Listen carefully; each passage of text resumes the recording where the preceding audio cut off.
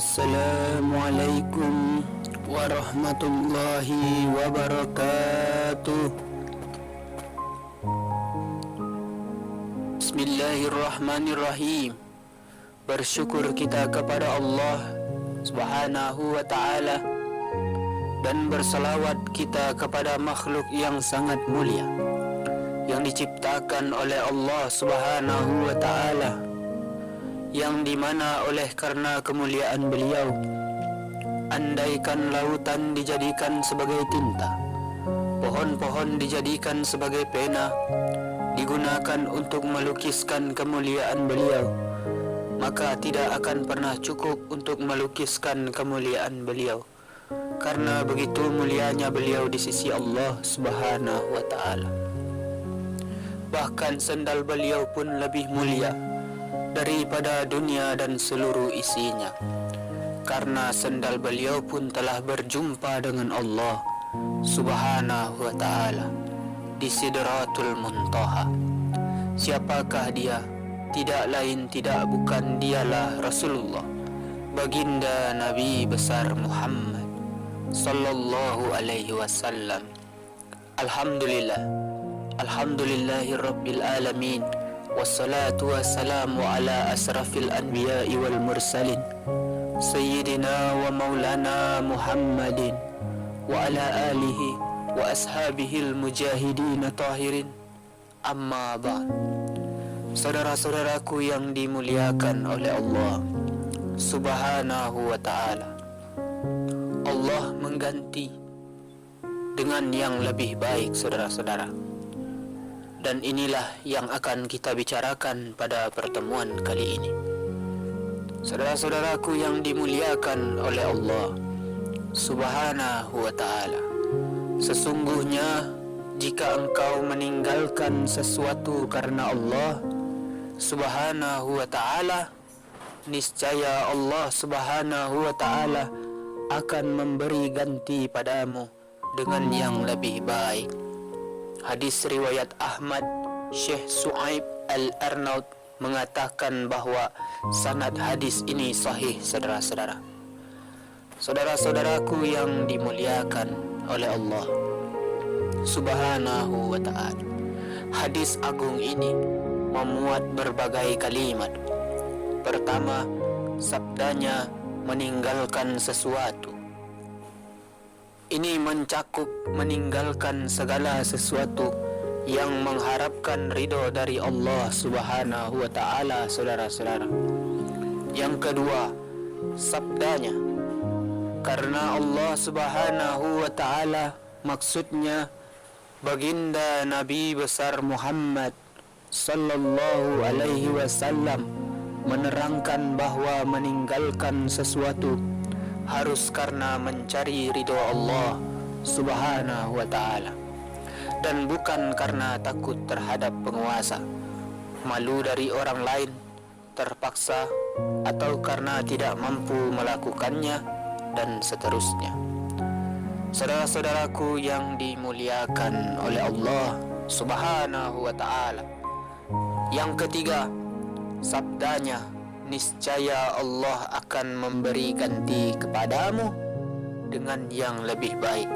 Maksudnya, saudara-saudara, bahwa balasan orang yang melakukan itu adalah ganti rugi dari Allah Subhanahu wa ta'ala dengan yang lebih baik atau lebih utama dari apa yang telah ia tinggalkan, saudara-saudara. Ganti dari Allah Subhanahu wa ta'ala bisa berupa dari jenis yang ditinggalkan atau dari jenis lainnya. Bisa juga berupa kecintaan, ketenangan jiwa, dan lapang dada kepada Allah Subhanahu wa ta'ala, baik di dunia maupun di akhirat. Sebagaimana Allah Subhanahu wa ta'ala mengajari kaum mukmin untuk berdoa, Ya Rabb kami, berikanlah kepada kami kebaikan di dunia dan kebaikan di akhirat. Qatadah alaihissalam Sadusi berkata, Seseorang yang mampu melakukan sesuatu yang haram, kemudian meninggalkannya, yang niatnya tiada lain melainkan karena khawatir kepada Allah Subhanahu wa ta'ala, kecuali niscaya akan Allah beri ganti kepadanya di dunia sebelum di akhirat. Saudara-saudara, Allah Karim. Saudara-saudaraku yang dimuliakan oleh Allah Subhanahu wa ta'ala, dari Abu Hurairah radhiyallahu anhu bahwa Rasulullah baginda Nabi besar Muhammad sallallahu alaihi wasallam bersabda, Allah Subhanahu wa ta'ala berfirman, jika hambaku ingin melakukan kejahatan, maka janganlah kalian para malaikat catat hingga ia melakukannya. Dan jika ia telah melakukannya, maka catatlah sebagaimana adanya, yakni satu dosa.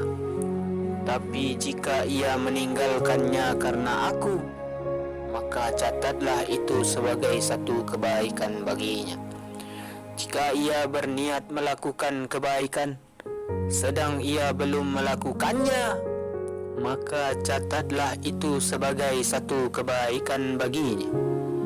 Dan jika ia melakukannya, maka catatlah itu untuknya sebagai 10 kebaikan sampai 700 kali lipat. Hadis riwayat Al-Bukhari. Allah Karim. Saudara-saudaraku yang dimuliakan oleh Allah Subhanahu wa ta'ala, banyak contoh cerita yang menjelaskan bagaimana keagungan Allah Subhanahu wa ta'ala mengganti milik para hambanya yang ditinggalkan karena wujud ketakwaan mereka kepada Allah Subhanahu wa ta'ala. Contoh pertama, cerita Nabi Allah Sulaiman alaihissalam di dalam surat Sad. Saudara-saudara, saudara-saudaraku yang dimuliakan oleh Allah Subhanahu wa ta'ala, dahulu kala Nabi Allah Sulaiman alaihissalam sangat senang berjihad di jalan Allah Subhanahu wa ta'ala. Oleh karenanya beliau memiliki kuda yang sangat banyak sekali, saudara-saudara, dan beliau sangat mencintai kuda-kudanya tersebut. Suatu saat beliau tersibukkan dengan kuda-kudanya sehingga terlewatlah salat asar.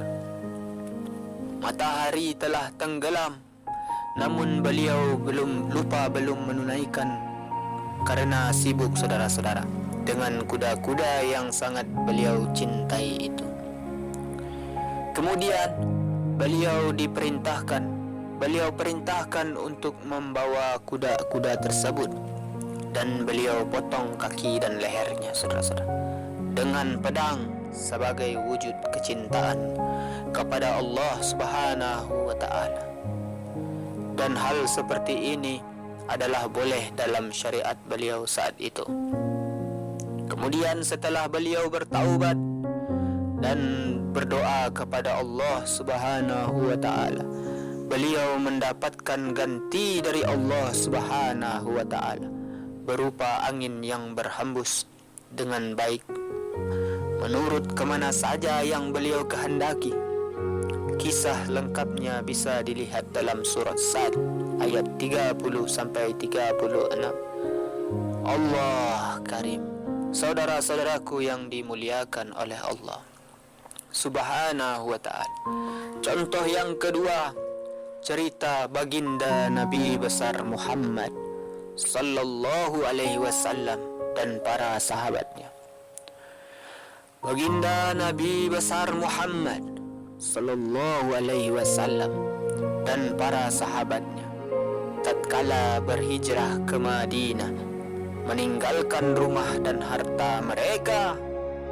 Namun selepas hijrah, Allah Subhanahu wa ta'ala ganti untuk para sahabat tersebut berupa menjadikan mereka para pemimpin dan Allah Subhanahu wa taala tundukkan untuk mereka istana-istana yang memiliki kekuasaan yang besar beserta kekayaan di dalamnya, saudara-saudara.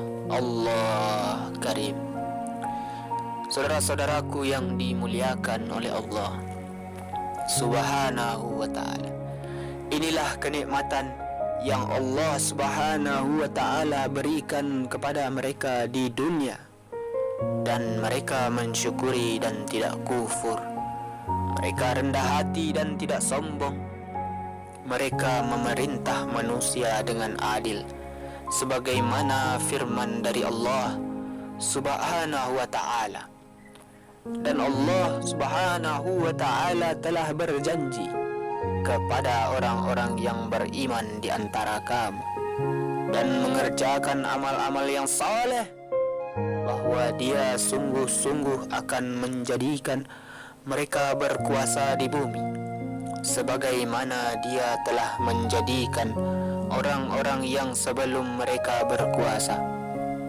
Dan sungguh Dia akan meneguhkan bagi mereka agama yang telah diridainya untuk mereka, dan Dia benar-benar akan menukar keadaan mereka sesudah mereka berada dalam ketakutan menjadi aman sentosa.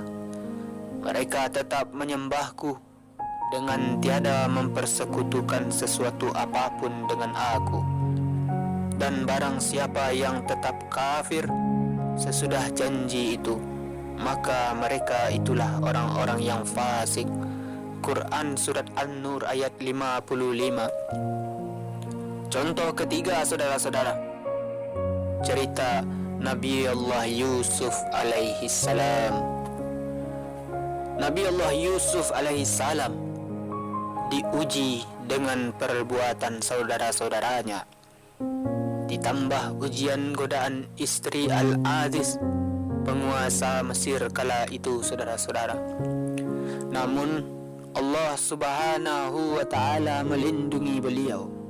Beliau tinggalkan perbuatan haram, bahkan rela memilih penjara. Kemudian Allah Subhanahu wa ta'ala mengganti dengan ganti yang lebih baik, saudara-saudara. Allah jadikan dia sebagai seorang raja dan mengajari beliau menafsirkan mimpi manusia. Allah Karim. Saudara-saudaraku yang dimuliakan oleh Allah Subhanahu wa ta'ala. Kemudian Allah Subhanahu wa ta'ala berfirman, dan demikianlah kami memberi kedudukan kepada Yusuf di negeri Mesir. Dia berkuasa penuh, pergi menuju kemana saja yang ia kehendaki di bumi Mesir itu. Kami melimpahkan rahmat kami kepada siapa yang kami kehendaki, dan kami tidak menyia-nyiakan pahala orang-orang yang berbuat baik. Quran Surah Yusuf ayat 56. Saudara-saudaraku yang dimuliakan oleh Allah Subhanahu wa ta'ala, mungkin hanya inilah yang bisa kita bicarakan pada pertemuan yang singkat ini. Mudah-mudahan ada manfaatnya. Terima kasih atas segala perhatian saudara. Mohon maaf atas segala kekurangan. Usikum wa nafsi bitaqwallah. Wassalamualaikum warahmatullahi wabarakatuh.